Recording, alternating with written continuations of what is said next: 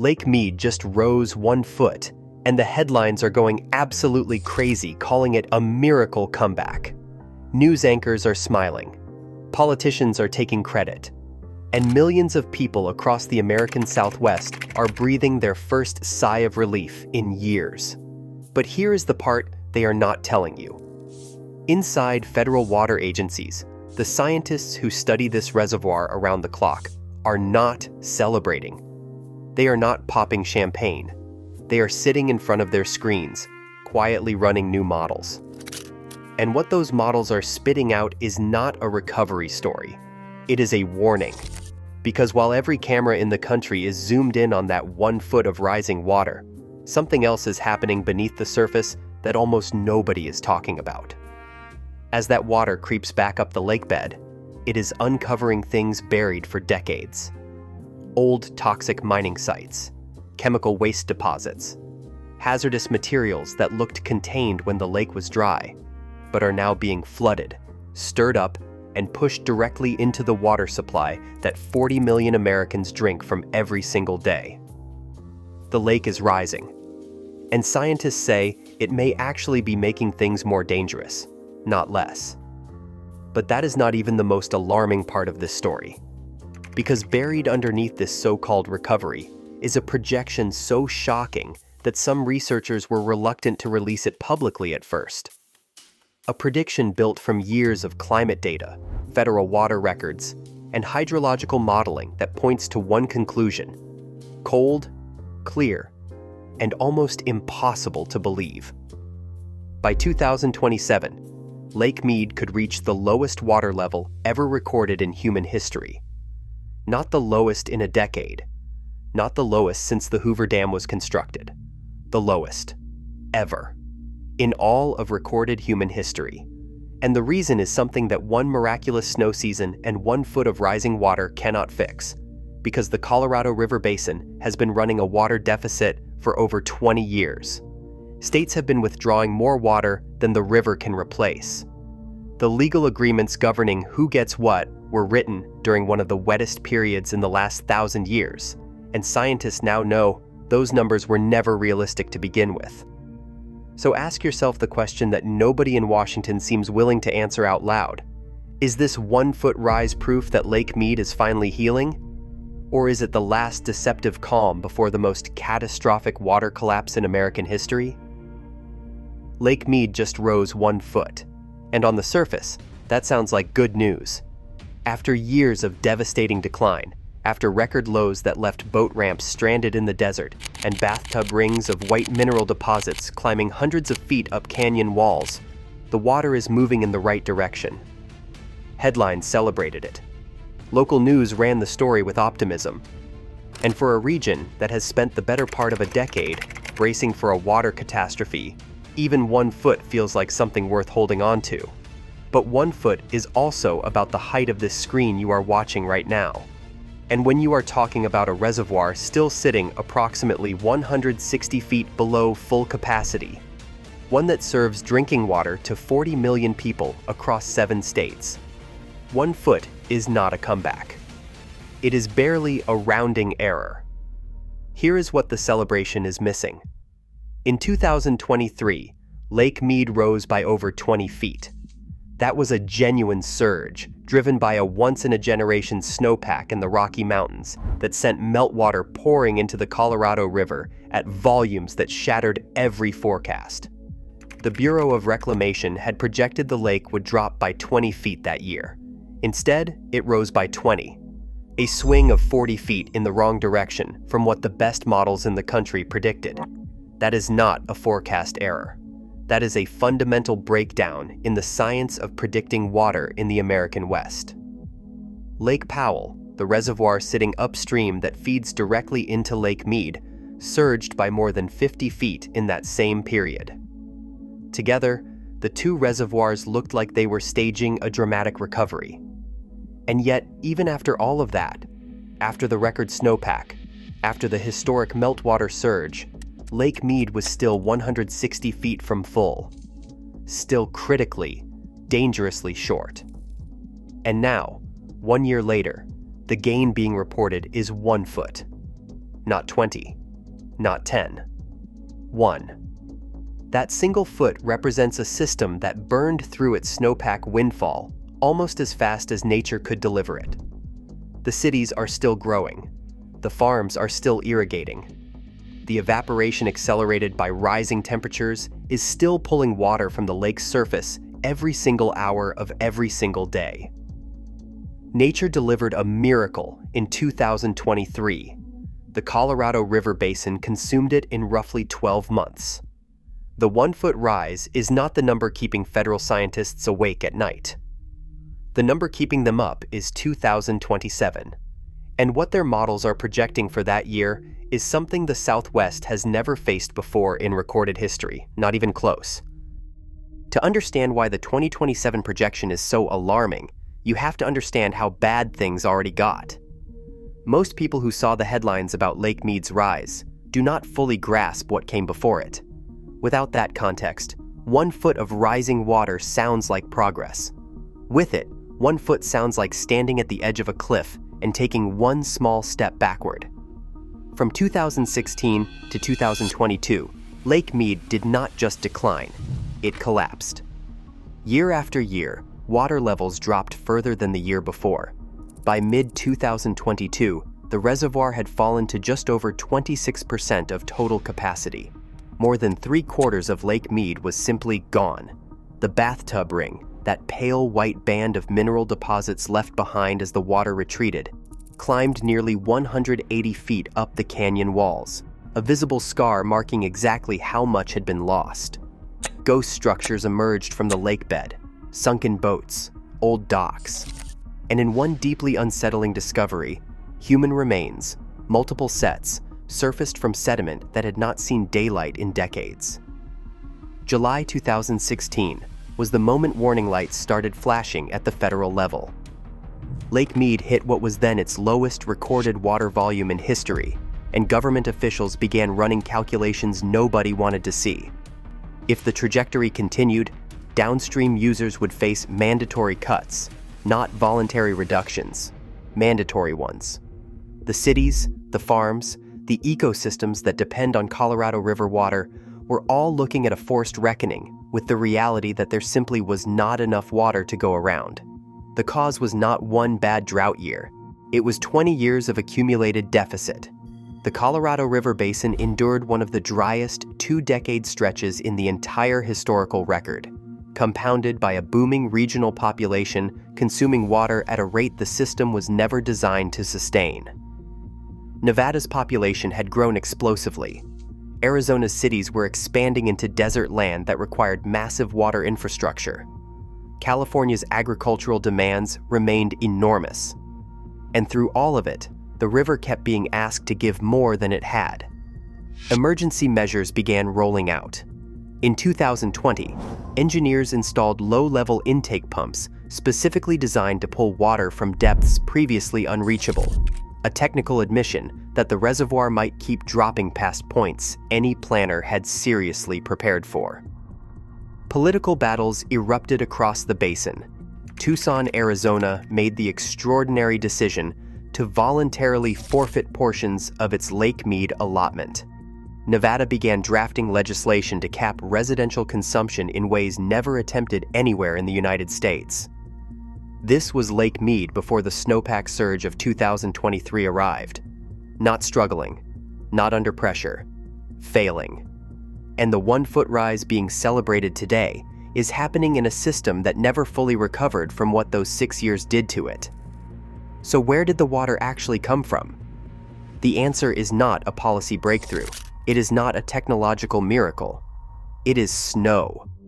Specifically, an extraordinary, record-shattering snowpack in the Rocky Mountains during the winter of 2022 to 2023 that produced meltwater volumes the Colorado River system had not seen in a generation. Snowpack is essentially a natural reservoir suspended in the mountains. Through winter months, snow accumulates across the Rockies, building up a frozen reserve that slowly releases as temperatures climb in spring and early summer. That meltwater feeds the streams and tributaries flowing into the Colorado River, which eventually reaches Lake Powell and then Lake Mead. In an average year, this process is steady and predictable. In 2023, it was neither. It was extraordinary. The winter snowpack exceeded typical seasonal levels by enormous margins across critical areas of the upper Colorado Basin. As spring arrived, the melt came in waves that overwhelmed streamflow forecasts. Measurements that had been running grimly below average for years reversed sharply upward. The Bureau of Reclamation was forced to publicly revise its 24-month outlook in a way that essentially admitted its models had completely failed to anticipate what was happening. Expected declines became sharp gains almost overnight. Cooler than average spring temperatures amplified the effect. When spring warmth arrives gradually, snowmelt releases over a longer window, reducing the volume lost to rapid evaporation.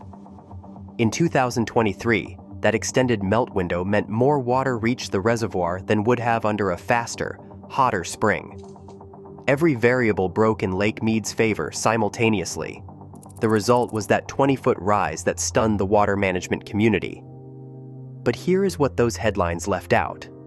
Climate scientists framed what happened not as a recovery signal, but as a statistical outlier in a system trending sharply in the wrong direction. One exceptional snow year cannot reverse decades of structural overdraft. The Southwest is getting hotter. Evaporation rates are increasing. The long-range precipitation outlook remains drier. And the Rocky Mountain snowpack, over the arc of decades, is projected to shrink as rising temperatures turn more winter precipitation into rain. Rain that runs off quickly instead of storing itself in frozen reserves for a slow spring release. What 2023 delivered was a gift.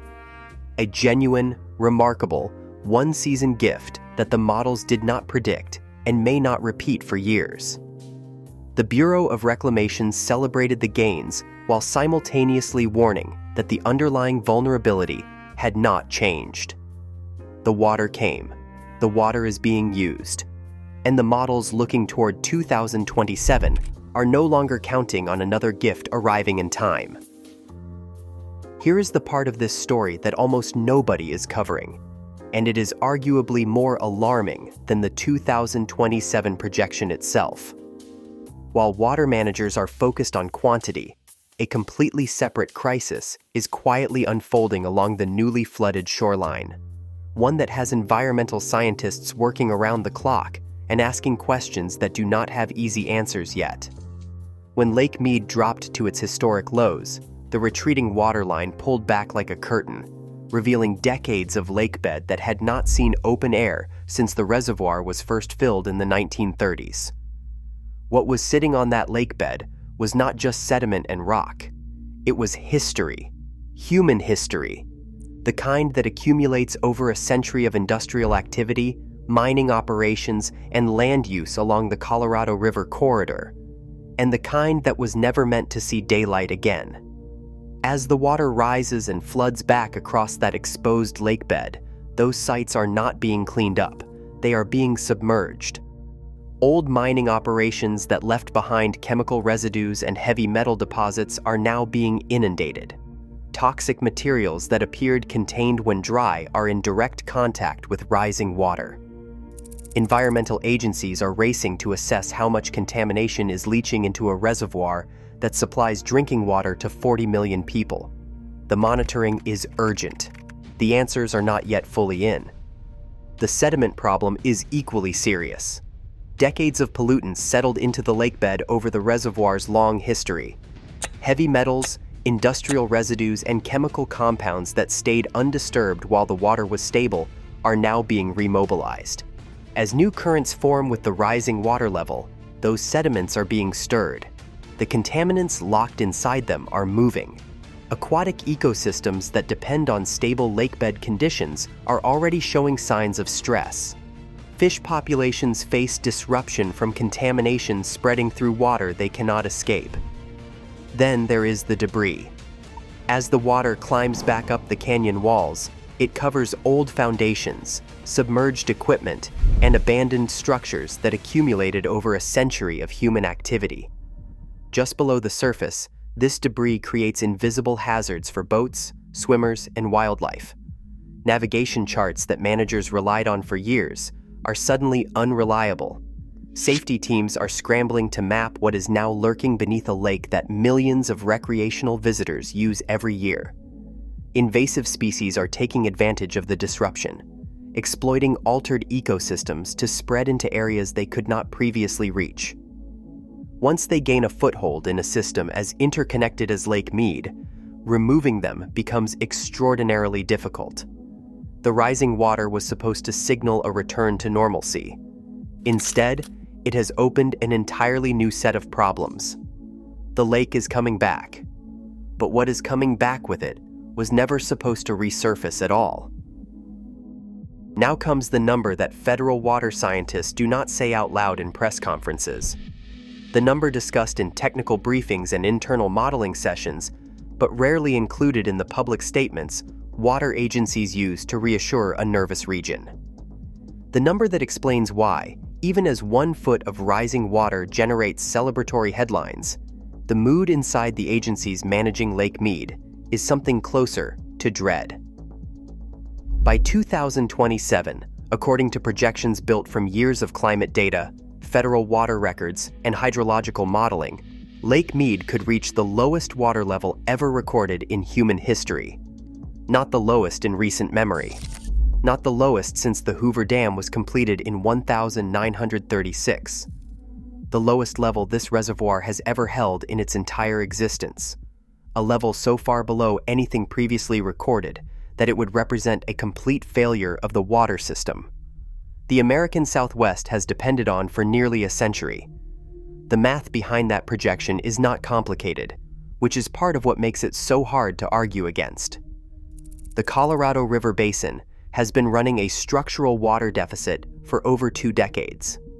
The states and users drawing from this system collectively withdraw more water each year than the river generates in an average year. That gap has been masked at various points by wet seasons, conservation measures, and the 2023 snowpack windfall, but it has never been closed. The debt keeps accumulating. Lake Mead is where that debt ultimately shows up. The legal framework made things worse before anyone realized it. The Colorado River Compact, signed in 1922 and dividing the river among 7 states, was negotiated during one of the wettest periods in the last 1,000 years. The flow estimates used to write that agreement were optimistic even at the time. Modern science has confirmed they were significantly overestimated. A legal system built on numbers that were never accurate is now being asked to manage a crisis those numbers helped create. Climate projections for the Southwest through the late 2020s offer no relief. Rising temperatures mean higher evaporation from the reservoir surface. Reduced snowpack means less reliable meltwater. And the feedback loop tightens with every degree of warming. More heat means more evaporation, lower lake levels, harder choices for every user in the basin. Scientific debate exists around the 2027 scenario's precise timing. Some researchers argue the projection reflects worst-case modeling assumptions. Others contend those assumptions are not worst-case at all, that the conservative models may actually be underestimating the decline given the pace of warming already recorded.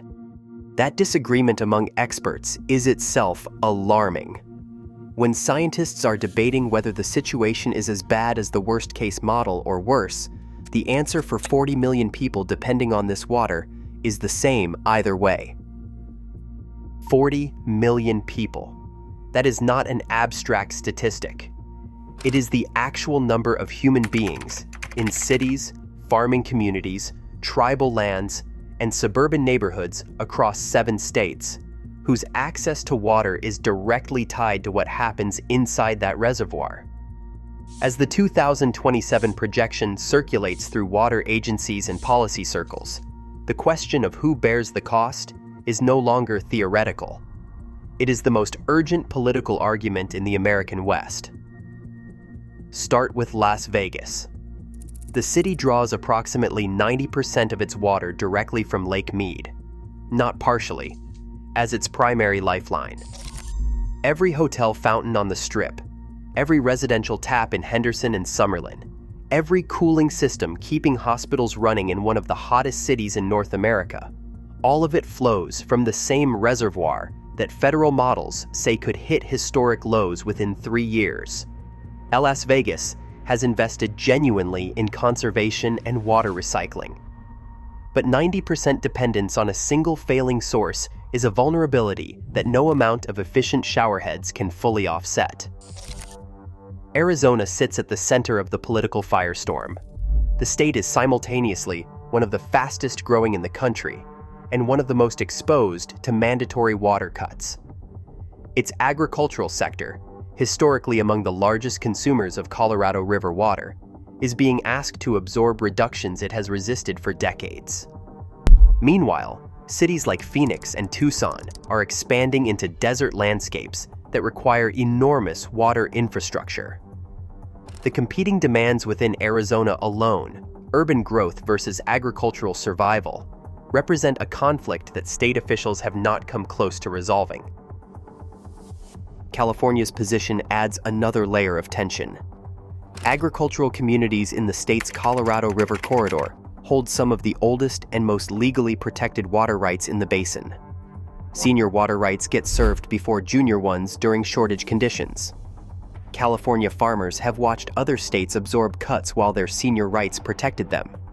That arrangement is increasingly unsustainable, and the resentment it generates among other basin states is poisoning negotiations that need to succeed before 2026. Tribal nations represent perhaps the most complicated dimension of this reckoning. Indigenous communities across the basin hold federally recognized water rights that were systematically ignored for most of the 20th century. As the compact approaches its 2026 expiration, tribal water claims can no longer be sidelined without legal and moral consequences that basin states are not prepared to face.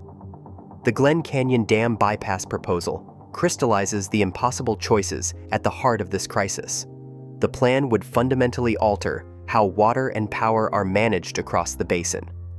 Proponents argue it is necessary. Critics warn of economic devastation to communities dependent on hydroelectric output. Nobody disagrees that the status quo is failing. What is being negotiated right now, across boardrooms, federal offices, and tribal councils, is who absorbs the pain of a system that has been overpromised for a century. And the 2027 clock is not waiting for anyone to reach a comfortable answer. The solutions exist. That is the part of this story that deserves to be said clearly, without false comfort, but also without despair. The tools, technologies, and policy frameworks capable of extending Lake Mead's viability are real. They are being deployed, and in several cases, they are already producing measurable results. The problem is not a lack of ideas. The problem is whether the scale and speed of implementation can outrun a 2027 deadline now less than 3 years away. Start with agriculture, because that is where the math is most unforgiving. Farming consumes the overwhelming majority of Colorado River water. Estimates consistently place agricultural use above 70% of total basin withdrawals. Conservation progress in cities, however sincere, cannot move the needle fast enough on its own. Efficiency gains in irrigation technology, crop switching, and voluntary fallowing programs, where farmers are compensated for not planting, represent the highest leverage interventions available. Some are already operating. None are operating at the scale the 2027 projection demands. Nevada's proposed residential water legislation would be the first of its kind in the United States, capping household water use in ways no American state has previously attempted. The fact that such a proposal is even being seriously considered reflects how completely the political calculus around conservation has shifted. Voluntary measures had their moment. What is replacing them is the uncomfortable recognition that mandatory limits with real enforcement may be the only path forward for urban water users in a basin running out of options. The 2026 expiration of the Colorado River Compact is the single most consequential legal deadline in American water history right now. The agreement has governed this river for over a century, built on flow estimates wrong from the beginning, strained beyond design limits for decades. Renegotiating it requires 7 states, federal agencies, tribal nations, agricultural interests, and environmental groups to reach consensus on a new framework that distributes real scarcity fairly. Negotiators describe the process as extraordinarily difficult. The 2027 projection adds urgency that the negotiating table has not yet fully absorbed. Renewable energy integration offers one underappreciated avenue of relief. Lake Mead's hydroelectric output through the Hoover Dam depends on water levels. As the reservoir drops, power generation drops with it. Accelerating solar and wind build-out across the Southwest reduces the pressure to draw down water levels just to keep the lights on.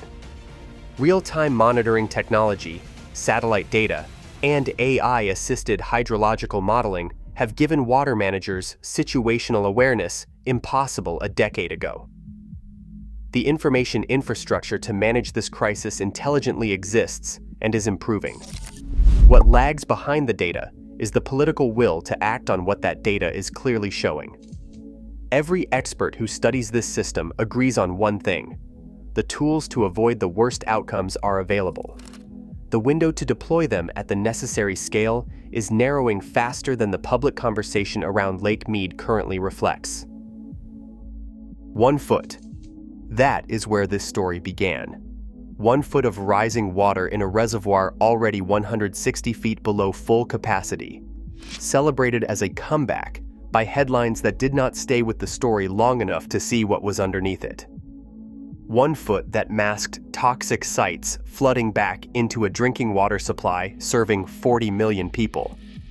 1 foot that obscured projections pointing toward the lowest water level in recorded human history within 3 years. 1 foot that bought time in a system so structurally compromised that time alone cannot fix it. The Colorado River has sustained human civilization in the American Southwest for centuries. Long before the Hoover Dam was built, long before the 1922 Compact divided the river into legal allocations, indigenous communities understood this waterway as something to be respected, carefully used, and never taken for granted. That understanding eroded steadily through the 20th century as cities expanded, agricultural operations scaled up, and legal agreements written during anomalously wet decades created the illusion that the river had more to give than it actually did. The debt that accumulated through that illusion is now coming due, and Lake Mead is the ledger where that accounting happens in real time. The scientists who study this system are not alarmists. They are doing what scientists do, following the data where it leads, and reporting what their models show, even when what they show is deeply uncomfortable.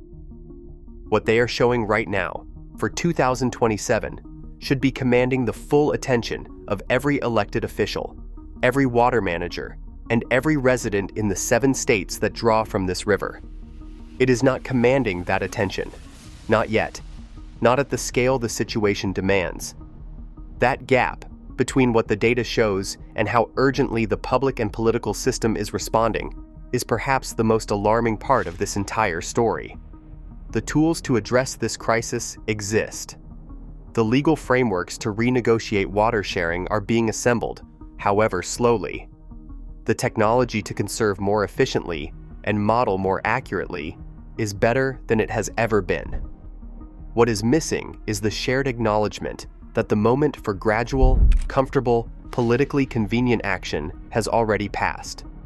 Lake Mead does not care about election cycles.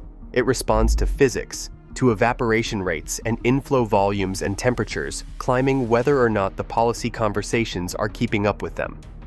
And right now, the physics are not pointing toward recovery. They are pointing toward 2027. The water level rose 1 foot. The headlines moved on. The scientists kept running their models. And somewhere beneath the surface of that reservoir, beneath the newly flooded shorelines, beneath the disturbed sediments, beneath the rising waterline the cameras celebrated, the clock those models are tracking keeps moving forward toward a deadline that 40 million people are not yet fully prepared to face. The question is no longer whether Lake Mead is in crisis. The question is whether enough people are paying attention before the water tells them itself.